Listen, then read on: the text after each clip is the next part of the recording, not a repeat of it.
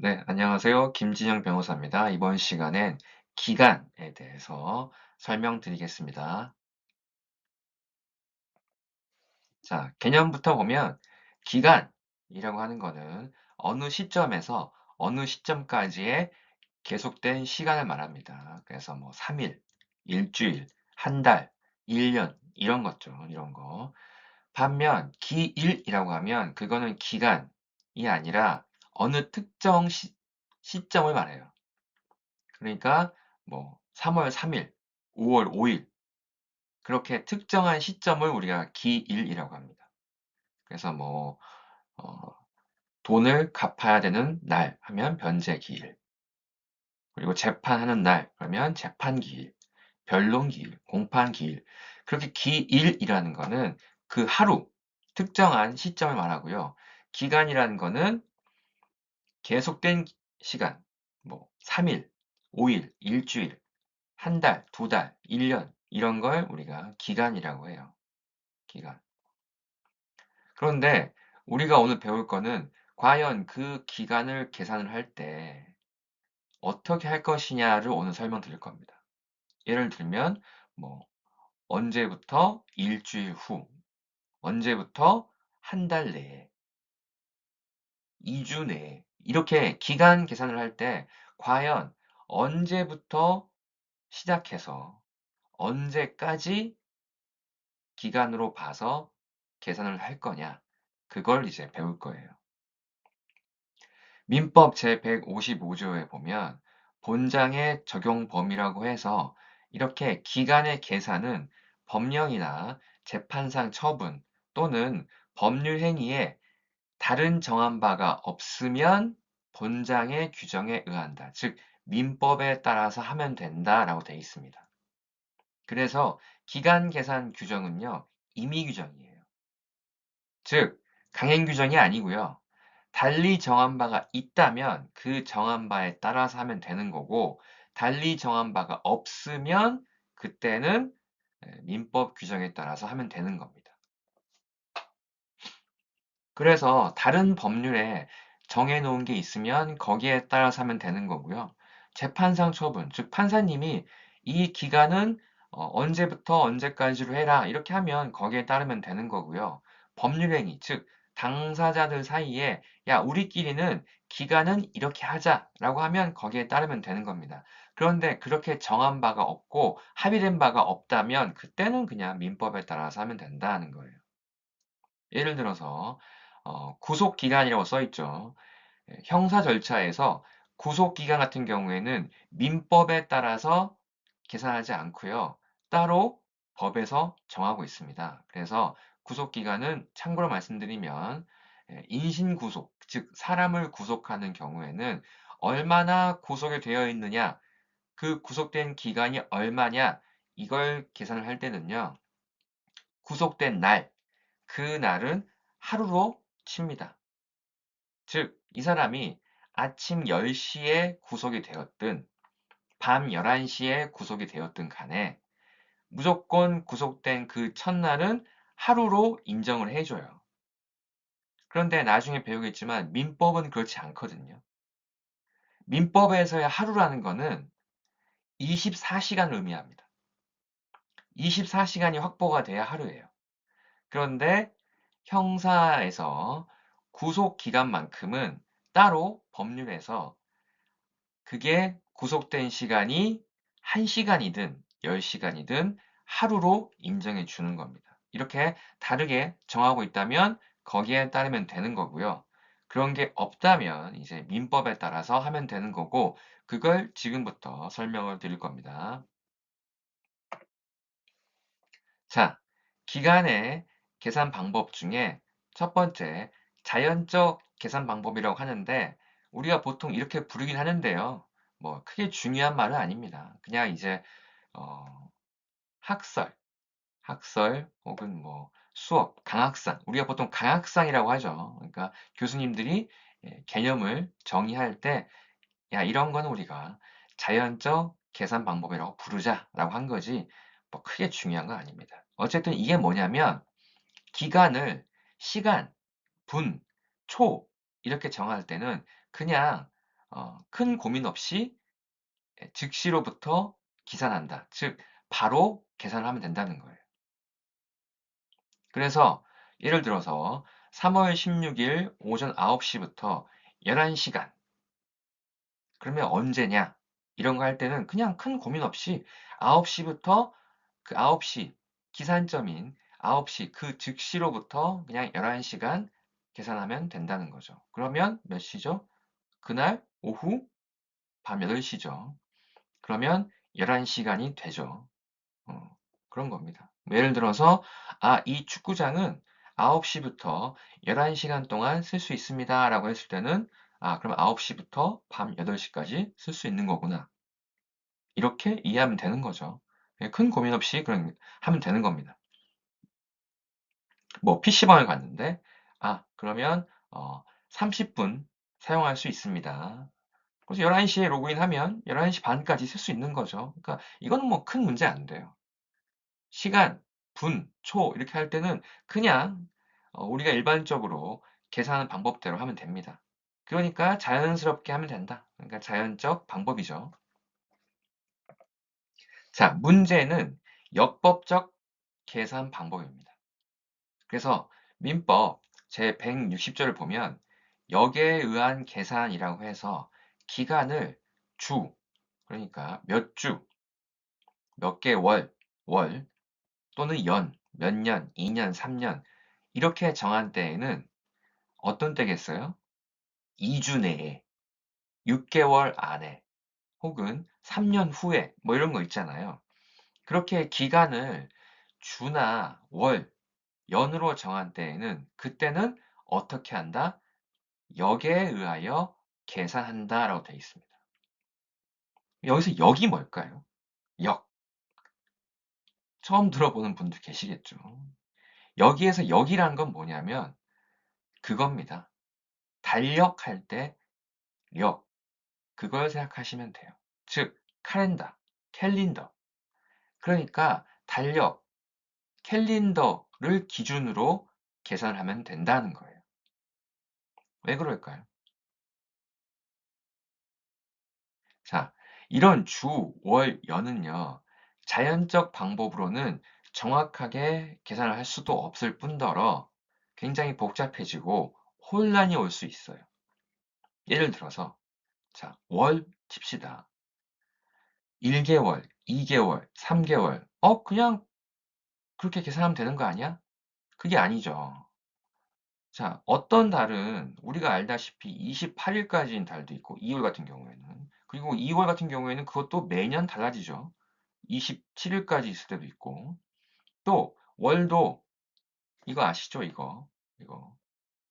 1, 2, 3, 4 해가지고. 어떤 달은 30일인 달, 어떤 달은 31일까지 있고. 딱 떨어지지가 않잖아요. 그러면 도대체 여기에서 1개월이라고 하면 뭘 기준으로 1개월을 볼 거냐? 31일을 1개월을 볼 거냐? 그러면 30일인 달은 1개월이 아니죠. 하루가 모자라잖아. 혼동이 오는 거예요. 올해는 2월이 27일까지인데 내년은 28일까지야. 난리 나는 거죠. 그쵸? 연도 마찬가지죠. 어떤 해는 365일이지만 어떤 해는 366일일 수도 있어요. 매년 바뀝니다. 그쵸? 그러니까 그거를 우리가 시간, 분, 초처럼 정확하게 계산기 때려가지고 할 수가 없단 말이죠. 아시겠죠? 그래서 그럼에도 불구하고 우리가 간단하게 알 수 있는 건 뭐예요? 달력을 보면 알 수 있죠. 달력에 2025년 이라고 되어 있으면 1월 1일부터 그 달력의 마지막 12월 31일까지는 1년으로 하면 되는 거잖아. 다툼의 여지가 없어. 전 세계 공통이야. 또 달력에 한 달, 1월 넘기면 2월 그렇게 한 장 한 장 넘겨가면 그게 하나하나를 그냥 한 달로 치면 되는 거죠. 그 누구도 태클을 걸지 않아요. 그러니까 가장 간편하면서도 명확한 방법이 되겠죠. 그래서 달력에 의하여 계산을 하면 된다는 겁니다. 아시겠죠? 이 항을 보시면 주, 월 또는 연 이렇게 역에 의해서 계산을 할 때는 처음으로부터, 즉 그 주나 그 월, 그 연의 가장 처음, 맨 앞에, 뭐 일일 이렇게 처음으로부터 기간을 기산이라는 거는 시작점이라는 거예요. 시작점. 처음으로부터 처음을 기준으로 해서 계산을 하지 아니하는 때에는 최후의 주, 월 또는 연에서 그 기산일에 해당한 날의 전일로 기간이 만료한다는 겁니다. 왜 이런 조항이 있을까요? 역에 의하여 계산을 하기 때문입니다. 이것도. 예를 들어서 어떤 월, 예를 들어서 2월 5일이에요. 2월 5일부터 한 달 후라고 하면 보통 우리가 한 달은 30일, 31일이지만 그렇게 계산한다고 했어요? 아니죠. 아니죠. 역에 의해서 하기 때문에 한 달 후면은 이제 카렌다상 3월이 되겠죠. 그런데 2월 5일부터 한 달 후면 도대체 3월 며칠이냐는 거예요. 2월 5일부터 30일을 카운트할 수도 없고 31일을 카운트할 수도 없고 그렇다고 28일, 27일을 카운트할 수도 없고 그렇죠. 그럴 때는 이렇게 애매할 때는 어떻게 하느냐? 그 기산일, 즉 기산일, 기준이 되는 시작일, 2월 5일, 그 해당한 날의 전일, 5일의 전일이 며칠이겠어요? 4일이죠. 그쵸? 그 전일, 4일이 되면 만료하는 걸로 본다는 거예요. 그러면 2월 5일부터 한 달 후면 언제겠어요? 3월 4일인 거지. 아시겠죠? 두 달 후면 4월 4일인 거고.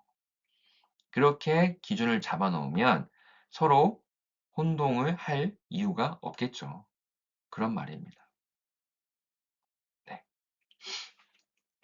자, 그리고 사망을 보시면 월 또는 연으로 정한 경우에 최종의 월에 해당일이 없는 때에는 그 월의 말일로 기간이 만료한다. 즉, 이거는 몇 개월, 몇 년 했는데 어떤 달은 30일일 수도 있고 어떤 달은 31일일 수도 있잖아요. 그러면 31일이 없는 달의 말일은 언제겠어요? 30일이죠. 네, 그렇게 이해하시면 됩니다. 자, 그 다음에 민법 제157조를 보면 기간을 일이나 그러니까 며칠, 뭐 14일, 20일, 주, 2주, 3주, 월, 6개월, 뭐 1개월 또는 연, 2년, 3년 이렇게 정한 때에는 기간의 초일, 그러니까 첫째 날, 첫 번째 날, 그런 첫 번째 날을 우리가 초일이라고 합니다. 첫 번째 날은 산입, 즉 계산에 넣지 아니한다는 거예요. 그러니까 기간을 시분 초가 아니라 일이나 주, 월, 연 이렇게 정한 때는요. 기간 계산을 할 때 첫날은 빼고 한다는 거예요. 그러니까 첫날부터 계산을 하는 게 아니라 첫날은 빼고 그러면 언제부터 하겠어요? 그 다음 날부터 하는 거지. 이걸 우리가 초일 불산입의 원칙이라고 합니다. 왜 그럴까요? 첫째 날이 24시간이 충분히 확보되지 않을 수도 있다는 거예요. 그러면 첫째 날인데 그게 24시간이 충분히 확보가 안 된다면 그날도 하루로 치면 누군가는 손해를 보겠죠. 그걸 피하기 위해서 24시간을 완전히 확보해 주려면 첫째 날은 빼고 애매한 첫째 날은 빼고 다음 날부터 계산을 때리면 깔끔하다는 거죠. 예를 들어서 여러분이 뭐 소송을 안 해봐서 잘 모르시겠지만 소송을 할 때 민사소송 같은 경우에는요. 어떻게 되어 있냐면 1심 판결을 선고받고 만약에 그 판결에 불만이 있어서 불복, 즉 항소를 하고자 한다면 판결문을 내가 실제로 내 손으로 받은 날부터 2주, 14일 이내에 항소장을 법원에 제출을 해야 돼요. 즉, 항소 기간은 2주, 14일이고요. 그게 시작되는 기산점은 내가 판결문을 받은 날부터 시작을 합니다.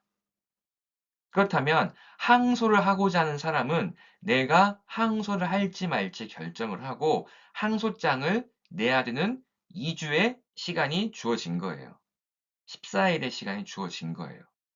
그런데 예를 들어서 집배원 님이 판결문을 나한테 우편으로 전달을 해줬는데 아침 9시에 오실 수도 있고요. 오후 4시, 5시에 오실 수도 있어요. 그러면 일찍 받은 사람과 늦게 받은 사람과의 차이도 있을 것이고, 늦게 받으면 예를 들어서 오후 4시에 받았다. 16시에 받았다. 그러면 8시간밖에 없잖아요. 8시간 지나면 하루가 가는 거야. 그럴 순 없잖아요. 너무 억울하죠. 그래서 이렇게 애매한 경우가 생길 수 있으니 24시간이 충분히 안 됐는데도 하루로 인정돼 버리는 불합리한, 부당한 일이 생길 수 있으니까 그냥 우리 깔끔하게 첫날은 빼고 그 다음날 0시부터 하면 24시간을 하루로 해서 기간이 충분히 확보되지 않겠느냐 그거예요. 그런 취지예요. 돈을 빌려주면서 야, 너 2주 후에 갚아라. 그 말을 밤 10시에 했어. 근데 그날부터 카운트는 어떻게 돼요? 2시간 지나면 하루야. 돈 빌리는 사람 입장에서는 2시간밖에 안 지났는데 이미 내가 돈 갚을 시간 하루가 지나버렸어. 억울하죠. 그래서 초일불산의 원칙이라는 게 있는 겁니다. 그런데, 그런데 제가 말씀드렸죠. 이렇게 초일을 산입하지 않는 이유는 첫날이 24시간이 확보되지 않기 때문에 그런 불합리함을 피하기 위해서 첫날은 빼고 그 다음날 0시부터 꽉 채운다. 그런 취지잖아요. 그럼 만약에 첫날이 24시간이 충분히 확보가 된다면 첫날을 뺄 필요가 있을까요? 없죠. 그래서 단서에 그러나 그 기간이 오전 0시로부터 시작하는 때에는 그러하지 아니하다라고 되어 있습니다. 즉, 기간 계산을 할 때 첫날 오전 0시부터 시작을 하면 첫날이지만 24시간이 충분히 확보가 되죠. 그러면 그날은 굳이 뺄 필요가 있다 없다? 없지. 왜? 24시간이 충분히 확보가 되니까. 그래서 오전 0시부터 카운트를 하면 굳이 뺄 필요가 없이 첫날부터 시작을 하면 되는 겁니다. 아시겠죠? 그래서 원칙은 초일불산입이에요. 그래서 밑에 사례를 보시면 예를 들어서 2026년 3월 2일부터 2주 후, 14일 후다. 그냥 달리 정한 바가 없이 그렇게만 했어요. 그러면 특별히 0시부터 카운트한다는 사정이 없기 때문에 이때는 원칙으로 돌아가서 초일불산입으로 계산을 하면 됩니다. 그래서 3월 2일 초일은 산입하지 않고 다음 날인 2026년 3월 3일 오전 0시부터 계산을 해서요. 2주 14일을 하면 2026년 3월 16일 정확히는 2026년 3월 16일 밤 12시 24시가 되면 2주 14일의 기간이 만료가 되겠죠. 아시겠죠? 자, 그리고 방금 말씀드린 것처럼 예외적으로 기간이 만약에 오전 0시로부터 시작이 됐다라고 하면 첫날이지만 24시간이 충분히 확보가 되기 때문에 굳이 첫날을 뺄 필요가 없다고 했잖아요. 그래서 예를 들어서 2026년 3월 2일 오전 0시부터 2주 14일 후다라고 하면 이때는 첫날 초일을 뺄 필요가 없이 3월 2일 오전 0시부터 시작을 하면 됩니다. 그러면 2026년 3월 16일이 아니라 15일 날 끝나겠죠. 정확히는 2026년 3월 15일 밤 24시, 밤 12시가 되면 2주의 기간이 만료가 되겠죠. 아시겠죠? 자, 그리고 법령에서 다르게 정한 바가 또 하나 있죠. 민법 제158조를 보면 나이를 계산할 때는요.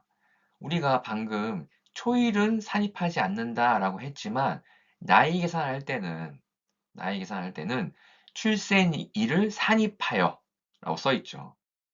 즉 태어난 날을 하루로 칩니다. 그냥.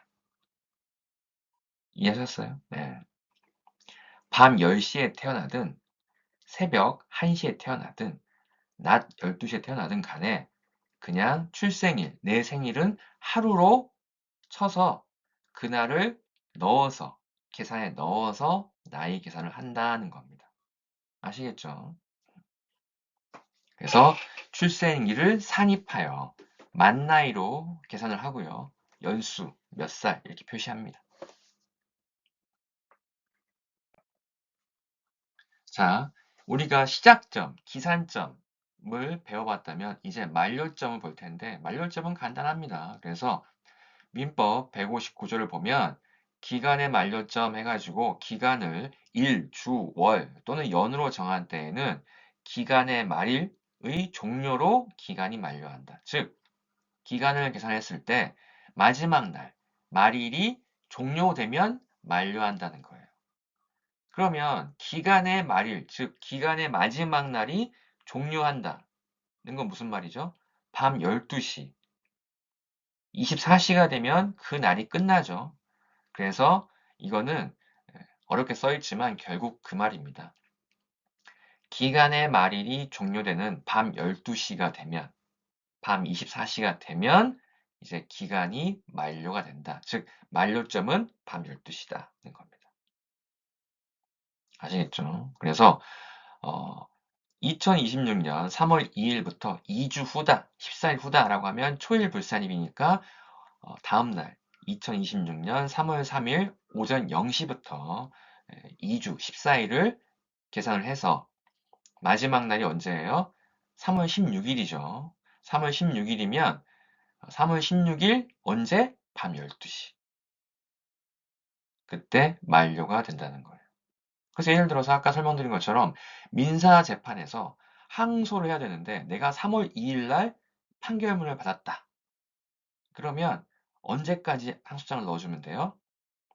첫날은 빼고 3월 3일 오전 0시부터 2주 14일이 지난 3월 16일 밤 12시 전까지 밤 11시 59분 59초까지 항소장이 들어가면 된다는 거예요. 아시겠죠? 자, 이제 만료점의 예외를 보겠습니다. 방금 말씀드린 것처럼 기간의 말일이 있으면 그 말일에 밤 12시가 되면 기간이 끝나는데 민법에서는 만약에 그 기간의 말일이 토요일이나 공휴일인 경우에는 그날 끝나는 게 아니라 언제? 그 이길. 이길이 뭐죠? 다음 날. 다음 날을 우리가 이일이라고 합니다. 그러니까 마지막 날, 말일이 평일이면 괜찮아요. 평일이면 그날 밤 12시에 끝나요. 그런데 해필이면 그날이 토요일이나 공휴일, 쉬는 날이다 라고 하면 그날 기간이 끝나는 게 아니고요. 그 다음 날로 연기가 됩니다. 연장이 돼요. 아시겠죠? 예를 들어서 기간의 말일이 5월 5일이야. 5월 5일은 뭐죠? 어린이날이죠. 쉬는 날이지. 공휴일이지. 그쵸? 그러면 그날 밤 12시에 끝나는 게 아니고 그 다음 날. 기간 말일이 일요일이야. 그러면 그날 끝나는 게 아니라 그 다음 날, 즉 월요일 밤 12시까지 연장이 된다는 거예요. 왜 그러겠어요? 쉬는 날 일 안 하니까 그런 거죠. 그런데 여기서 혼동하면 안 되는 게요. 이거는 말일이 그런 겁니다. 말일. 기간의 말일이 토요일이나 공휴일인 경우에 그런 거고요. 초일, 즉 첫날은 그날이 쉬는 날이든 아니든 간에 그냥 시작하는 겁니다. 일요일 날부터 카운트를 해도 그날은 초일로 잡아요. 상관이 없어요. 그러니까 어, 토요일이나 공휴일이라고 해서 연장되거나 변경되는 거는 마지막 날인 경우. 그때만 바뀐다. 언제로? 다음 날로. 자, 그리고 마지막으로 기간의 역산을 설명드릴 텐데요. 이건 그냥 참고로 알아두십시오. 역산이라는 거는 뭐냐면 거꾸로 계산하는 거예요. 우리가 지금까지 배운 건 그냥 일반적인 계산. 예를 들면 뭐 언제 오늘부터 2주. 그러면 2주 후가 되잖아요. 근데 그게 아니고 역사는 언제로부터 거꾸로 2주 전, 한 달 전까지 이런 걸 우리가 역산이라고 합니다. 그러니까 거슬러 올라가는 거죠. 그렇게 소급해서 기산하는 경우에도 그때는 어떻게 하느냐? 똑같이 하면 됩니다. 그때도 민법 방법과 똑같이 하면 돼요. 예를 들어서 우리가 예전 시간에 배웠던 것 중에 법인 기억나시나요? 법인. 법인 중에서도 사단법인, 즉 사람들, 사원들이 모여서 만든 단체가 사단이고 그 사단이 등기까지 치면 사단법인이 된다고 했죠. 그리고 이런 사단법인은 어떻게 의사결정을 하죠? 사원총회가 의사결정을 하죠. 그리고 사원총회라는 건 결국 사단법인을 구성하고 있는 사람들, 사원들이 모여서 의사결정하는 날, 모여가지고 다수결도 하고 회의도 하고 싸우기도 하고 끝나면 밥도 먹고 이런 날이죠. 그런데 이때 사원총회를 하려면 언제 사원총회 열리니까 오세요라고 소집을 해야 될 거 아닙니까? 소집. 그쵸? 사원들한테 알려야죠. 야, 언제 우리 사원총회 하니까 참석해라. 이렇게 소집에 통지를 해야 올 거 아닙니까? 근데 민법 제71조에서 이런 총회 소집에 대해서 규정을 하고 있었죠. 기억나시나? 총회 소집은 언제? 일주 전에. 일주 전에 회의의 목적사항을 기재한 통지를 발송만 하면 된다고 했죠. 발하고 기타 정관의 정한 방법에 의하여야 한다. 그러니까 달리 정한 바가 없다면 총회의 소집 통지는 언제까지?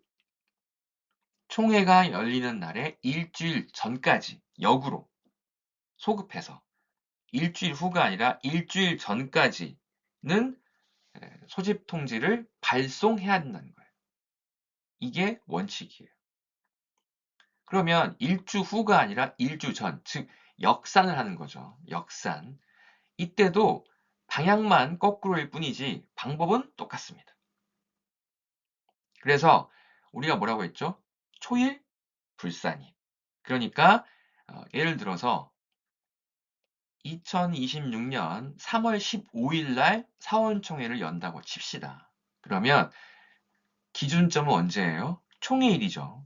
그날로부터 거꾸로 역산을 해서 일주일 전까지는 뭘 해야 돼요? 통지를 발송해야겠죠. 그러면 초일인 2026년 3월 15일은 어떻게? 불산입. 불산입하고 0시부터 한다는 건 아니니까 그 전날인 언제부터? 2026년 3월 14일. 거꾸로니까 0시부터가 아니라 언제부터겠어요? 밤 12시부터겠죠. 거꾸로니까. 그러니까 전날인 2026년 3월 14일 밤 12시부터 일주일, 7일을 카운트를 하는 거예요. 그러면 7일째 되는 날이 언제겠어요? 3월 8일이지. 3월 8일 언제까지? 오전 0시. 3월 8일이 되기 전까지는 반드시 발송을 해야 된다는 거예요. 아시겠죠? 그러니까 거꾸로 하면 됩니다. 초일은 산입하지 않고요. 그리고 거꾸로 오전 0시부터가 아니라 그 전날 밤 12시부터 해서 마지막 날, 만료되는 날에 밤 12시가 아니라 오전 0시, 반대니까. 그렇게 계산을 하면 된다. 아시겠죠? 자, 이렇게 오늘은 기간에 대해서 배웠습니다. 기간. 기간이 뭐 얼마나 중요하냐라고 생각하시겠지만 사실 실무를 하는 변호사 입장에서는요. 기간만큼 중요한 게 없어요. 물론 이게 뭐 수험이나 수험상으로는 뭐 크게 중요하지 않을 수는 있겠죠. 문제 많이 안 나온다고 치면. 그런데 실무적으로 기간 계산은 정말 중요합니다. 왜냐하면 소송이나 절차에서 기간 계산을 요구하는 때가 많아요.